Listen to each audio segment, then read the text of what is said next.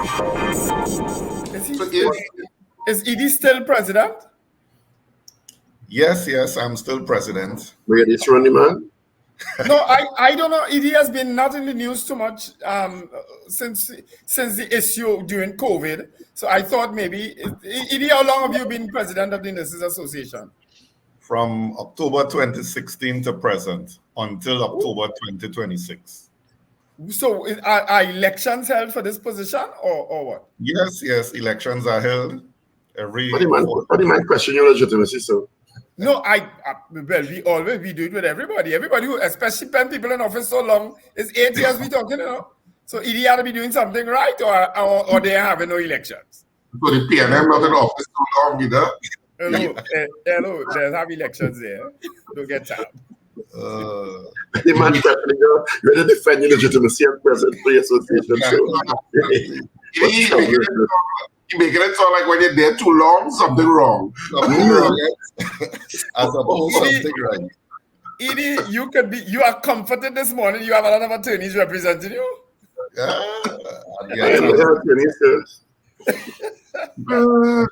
Good morning, Idi. Thank you for joining us this morning. Yes. Well, I'm sure you would have been following the town hall meetings with the JSC Social Services and the response from the Ministry of Health officials, including the PS, the CMO, etc., which was held on Wednesday. And in particular, a lot of attention was placed at one time on the issue of patient to nurse ratio. And a question was directly asked about it because there were concerns raised from the public about the kind of care they were getting at various RHAs. And direct questions were asked about if we have comparable nurse to patient ratios. Of course, we never got a direct answer. The overall answer was no, because there was an attrition of nurses, which we have said over and over, because other jurisdictions, as we well know, are attracting our nursing staff because a lot of reasons. And they're supposed to provide in writing what the actual nurse to patient ratio, and the CMO did disaggregate ICU from general wards, etc. What is your response to what you heard there? Well, firstly, the association takes no pleasure in saying that we were right.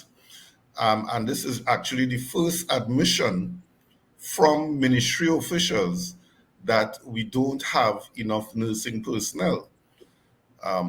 Prior to this, you would have heard the Minister of Health repeatedly saying, rubbishing the claims of the association. But the technocrats within the ministry very well know that what we were putting out in the public is true and correct. And the regional health authorities also being placed on the spot also had to admit that they do not have the required number of nursing personnel, specialist nursing personnel, and also general nursing personnel. We just do not have the numbers. And if they had only countered or say otherwise, that we do have the amount of nursing personnel we ought to have, then the association would have used that against them to mandate that they follow international best practice in terms of patient to nurse ratio. So they could not have said otherwise. The RHAs are struggling as we speak. In fact, the ERHA, almost every other month, they are putting out ads for nursing personnel, and so too the other regional health authorities.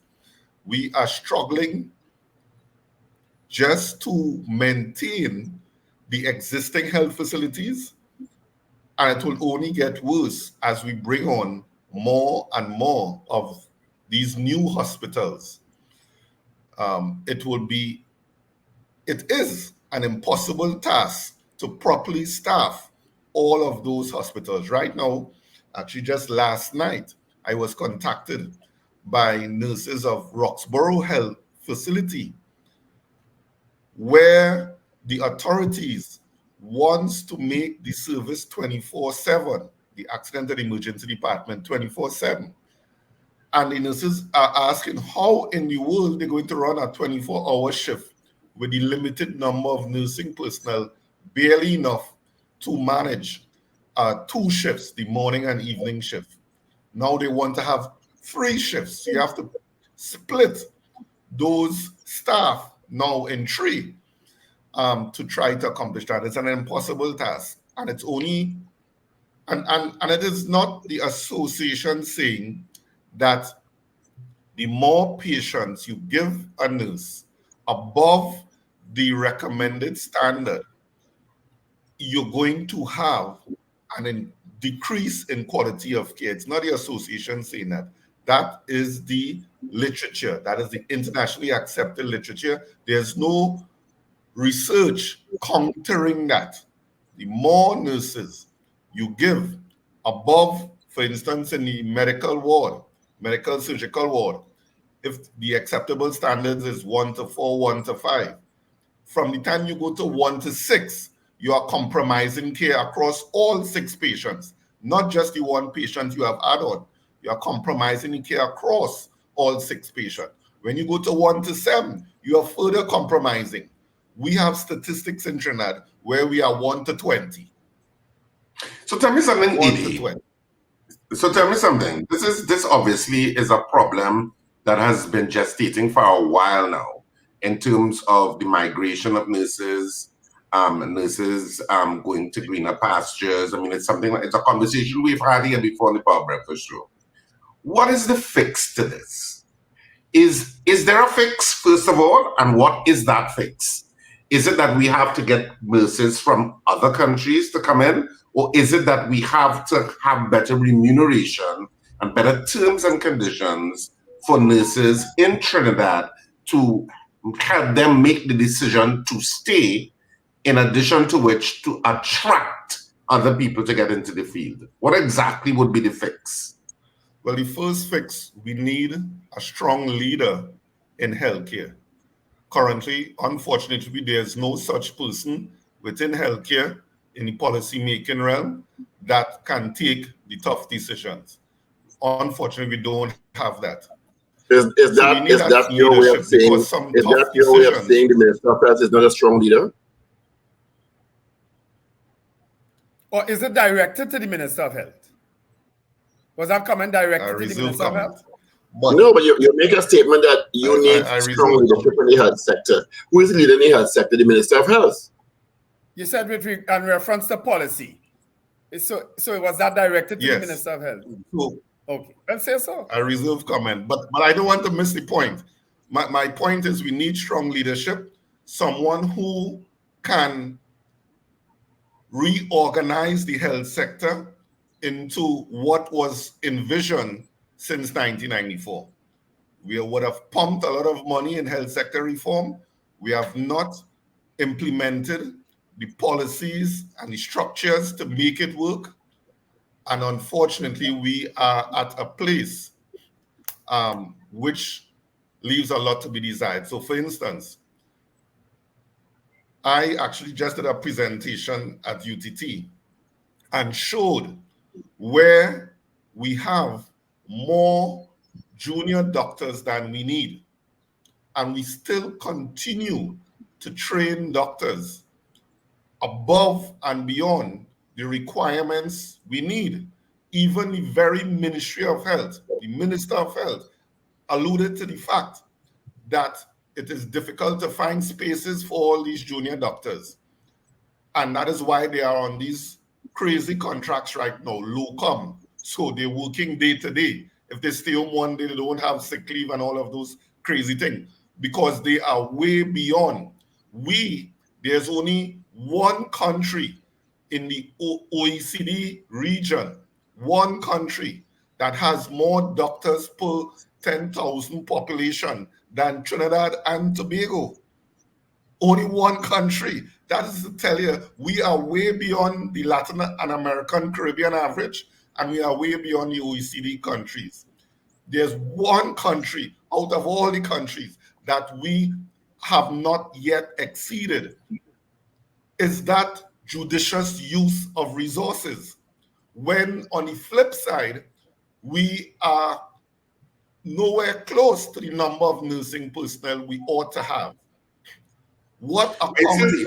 But Idi, you're kind of answering the question in a kind of deflective way, because even though that may be an issue, the junior doctors ratio may be an issue, the question was really directed as to what is the fix. Now, you mentioned 1994 and the attempt to reform the health sector, and that they should keep to what 1994 document would have said, whatever the plan was.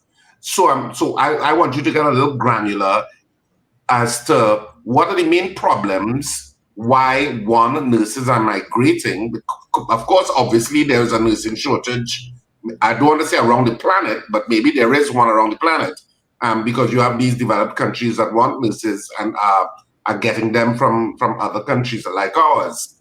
What do we need to do to make the nursing profession more attractive for our nationals to, one, stay, and two, to be attracted to the profession? The junior doctors may be an issue, and that is an issue of money and resources going towards that. But I want the granular details of the nursing issue. Well, the issues that affect nursing personnel have been well documented in numerous commissions of inquiry. So I will begin by saying the first thing that must be done is to reallocate resources into training nursing and midwifery personnel. Currently, there are 3 nursing schools, 3 registered and accredited nursing schools. There was a 4th Ministry of Education nursing school, which the association actually took legal action to close down, and was successful because it was operating illegally. So now we are down to 3. Of those 3 nursing schools, 1 nursing school receives a stipend. A stipend is something international that nursing students receive to attract people into the profession, because the end salary is not that attractive. So you encourage people to come in who may have otherwise gone into other professions. So for instance, you could go into pharmacy, medicine, what have you, because your salary would be a little higher at the end of the day. You could go into law, your salary will be higher. The nursing salary is not that high. So you attract them in and you give them the stipend. Sadly, the government, in their wisdom, do not see the need to pay nursing stipend to those other 2 nursing schools. So as I do a little teaching, as I said, those students, the attrition rate out of the school is high, because those students have to juggle between doing night shift work in KFC, in the groceries, in different places to sustain themselves while they go to nursing school. Because let me ask you something, because I've heard this, because I have friends who went through the system in Trinidad and Tobago, and it has gotten to the point now where people who are interested in nursing make conscious decisions to sacrifice, be trained here, not with a view of even staying here. They know that the demand is so high internationally for nurses who are trained here that they do their sacrifice. They know they don't get the stipend. They get into the system, they do the training, they do 3 to 4 years here, and while they're doing it 3 to 4 years actual in services like training, while they're making overtures to be poached. It's like a well-known process in nursing fraternity now, because you also get to work, to live and work in a so-called first world country. You get to work and practice in what they consider a superior environment and upgrade your skills. That's something that we're actually facing as a country as something as a definite process. So the attrition rate is always going to be high. Again, you are correct. As you indicated, we are seeing persons, they have no intention working locally. They don't even care about the bonding system right now. So from the minute they graduate, because the shortage is so severe abroad, they no longer require you to have any years of service locally.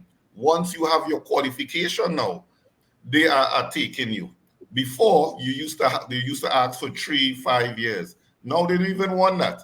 Most they might ask for is a year.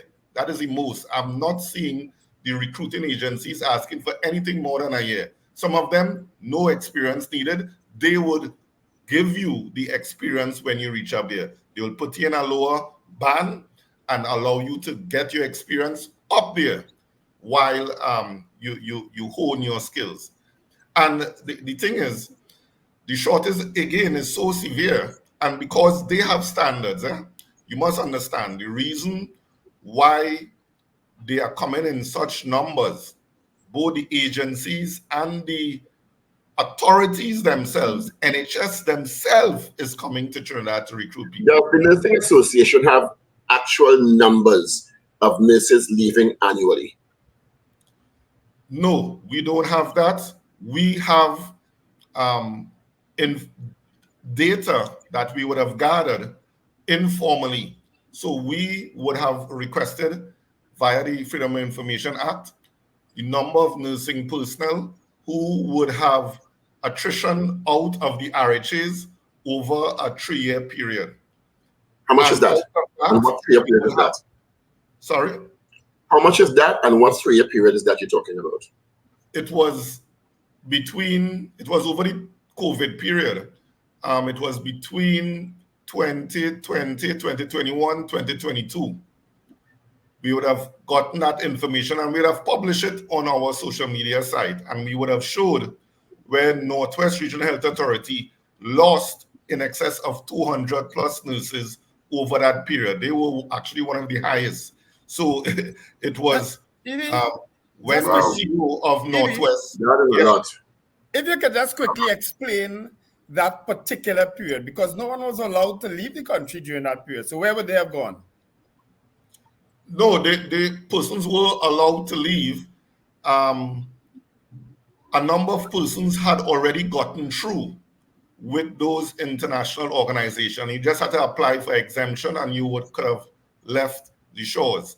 But what we try to disaggregate, we ask the authorities to disaggregate out of that number you are saying have left the authority, how much left due to normal retirement, how much left for moving into another RHA, because we do have transfers from time to time, how many left due to attrition, You mean going abroad? Yes. Right. How much left to go abroad? Unfortunately, they were not in a position they had a number of unknowns. And one would have thought RHA facing that, and the CEO I saw was one of the persons being interviewed. One would have done that analysis to see the reasons why people are leaving before retirement age. What was the reason? So all we have is we do have some data, but we know 200 plus persons left, and less persons were hired. That is the critical thing. So we already had a shortage, for instance, in Northwest, where we don't have the required number of nursing personnel to operate all of the facilities. Then you have a situation between 2020 and 2022, you had 200 plus persons leaving and only 100 plus persons being hired. So the situation is getting worse in each RHA, because in each RHA we saw that. And the only RHAs that had more or less close to a balance was the two smaller RHAs, not ERHA and TRHA. And really and truly, ERHA do not see that mass migration from ERHA. Persons are leaving, but nowhere close to what you are seeing in the 3 other RHAs, Southwest, NCRHA, and Northwest. ERHA is a unique creature, and I must say condolences to the past CEO, Mr. Sawyer Fat. he really cultured a nature of more of a family spirit up at ERHA. With the TRHA, so persons generally are comfortable. Not everything is okay, but persons get that sense that the administration has their best interests at heart. Again, not everything is all well and good. In TRHA, we realized that they had to hire a number of persons to open the Roxborough facility. So that was the reason why their numbers were kind of stabilized. It's not that they were trying to maintain their staffing establishment, but they were forced to hire a number of persons to open Roxborough. So Idi, based on what you just said then, right? Assuming that what you just said is accurate, you just pointed out to a management style and a person associated to how an agency is run. So how, because earlier on you had said that it was at the ministerial level with the policy. And now you're saying that the difference in the ERHA and TRHA is because of the management style. And I knew Mr. Ronald Surfer. He really was a gem of a gentleman. You understand? So is that the problem? What is the problem then in the other RHAs? Well, this is what I'm saying. I never said the ministry only, because we need strong leadership, yes, at the ministry, but also at the RHAs. So that's why I didn't limit it to the Minister of Health. But that is an issue also. So, and we do not have that, and that was really one of the pillars, as it were, governance, that was highlighted to be corrected during health sector reform, how you govern these authorities. Because if you are saying you are decentralizing to make it, allow the management of the RHAs to take a more hands-on approach, to get closer to the staff, to make it more personable, then it did not transpire out of these three larger RHAs. They have not been able to garner that. And with Tobago, it's a next kettle of fish, because they always change CEO. Every 2 years or 6 months, they always change in CEO. So there's no way a CEO in Tobago could garner that support for the organization to build that camaraderie, because they never seem to be stable, unlike some of the other RHAs. Now, to be fair, in NWRHA, the new CEO, Major Anthony Blake, is doing a wonderful job in trying to engender that spirit. So he has brought back Sports Day, and subtle things like these generally bring staff together, as opposed to staff just seeing it just as another job and having no loyalty to the organization. And it bears, for example, with the security officers that work within these RHAs, they have no loyalty to the organization. Well, yes, I get the issue of loyalty is something that we could talk about in principle.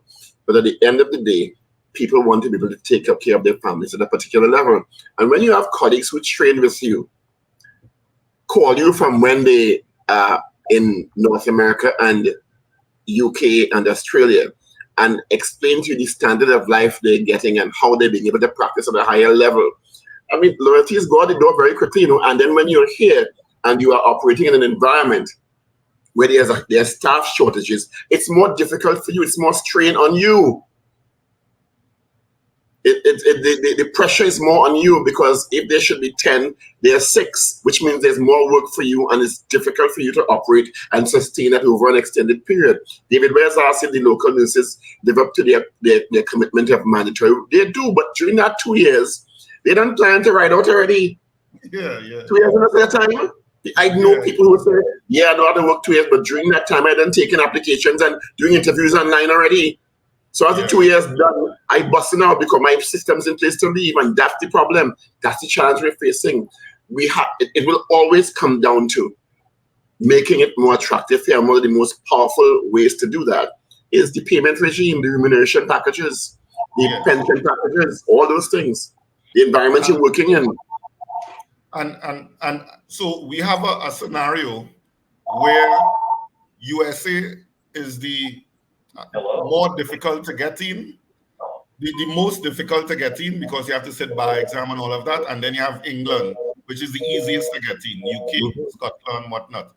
So you have a situation where if a nurse wants to leave, he or she can leave within 1 month or within 3 years if you want to go to the US, because it's a whole process.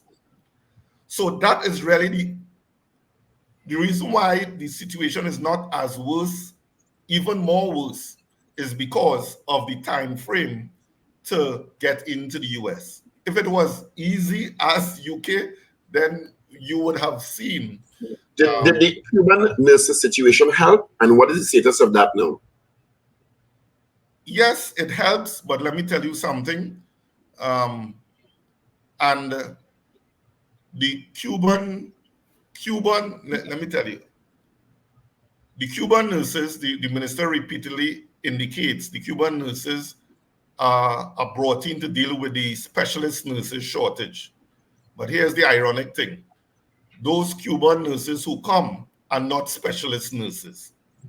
And we have found that with when they come in. The Cuban general trained nurse is trained at a higher level than our local nurses.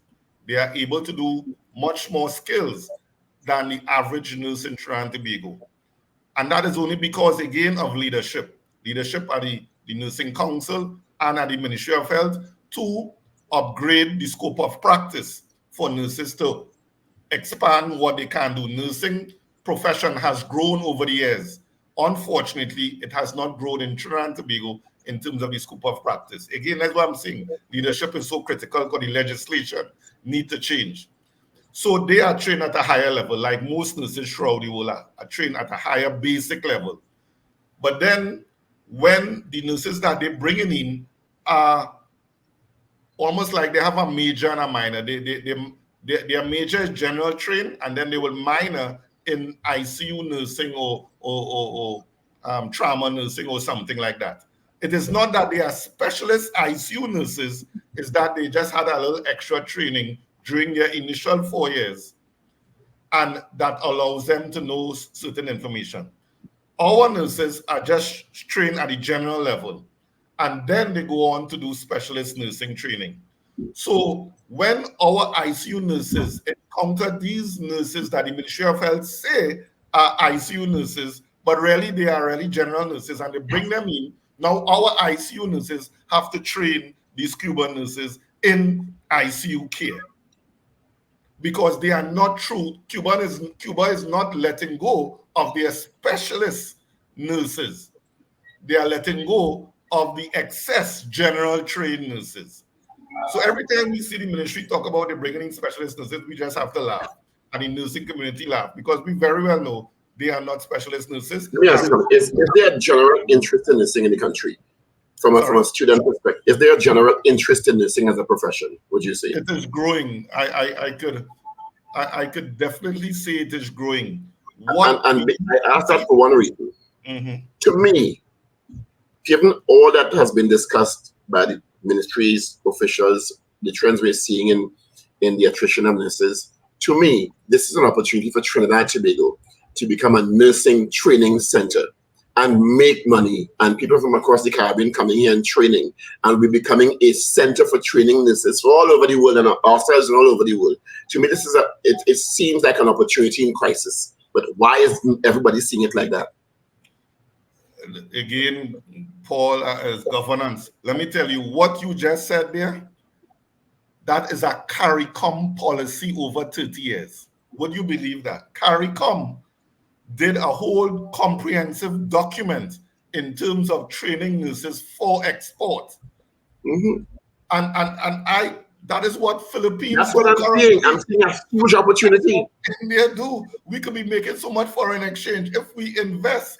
If we know, hey, this is what, because you will always have a percentage of persons who don't want to migrate because their family is here, they're comfortable here. But then you have this, it boggles my mind. We could address our labor crunch in Trinidad and Tobago just through the exportation of nursing personnel. Why would you not want to redirect resources into the training of nursing personnel. But to answer your previous question, in terms of if there's an increase in persons who want to become nurses, I would say definitely yes, especially after the pandemic. Persons really have shown a uptake. What we used to get before is persons seeing nurses as a second and third choice, or seeing that, I didn't get into medicine, or I didn't get into pharmacy, so I will choose nursing for a little while.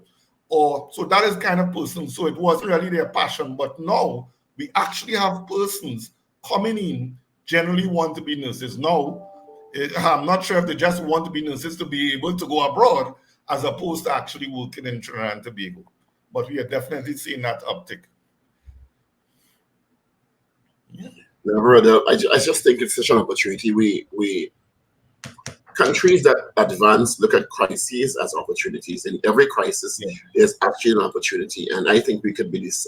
Just like Grenada is now a center for training medical professionals. Yes. We have 5 universities here, five universities and training centers. And we have hospitals half empty. And hospitals. I went to Cuba Hospital the other day to do some training, and I couldn't believe how empty it was. I said, my God, this is what our taxpayers' money is being utilized to operate. Empty in terms of what, Idi? It not fully utilized, and it's really specific areas within the hospital that is being utilized. The accident and emergency department, they started using it for cataract surgery, but the majority of the hospital is not operating to full capacity, and cannot operate to full capacity because we don't have the human resource. Yeah. But you remember the argument at the time when they were going to build that hospital. Why are they building a hospital right there when Mount Hope is already there and underutilized? Yeah, well, it was a flawed policy. There was no, before that hospital, discussion of that hospital, there was no paper done to demonstrate this hospital was needed. There was always, the Point 14 hospital was always on the cards. So that is something different. Yes. The Arima hospital was kind of on the cards, but it was not going ahead because they didn't have the population needed to justify the need to have a hospital there, because they had the Granley and then you had the Eric Williams. But I guess the population numbers would have changed and they decided to go ahead with the Arima hospital. But really and truly, that Roxborough hospital, again, underutilized. It's really a shame. And again, we have already indicated Trinidad and Tobago has more secondary healthcare facilities per square mile than any other most countries. But hospitals are more human resource, equally human resource as infrastructure. Thanks for being with us this morning.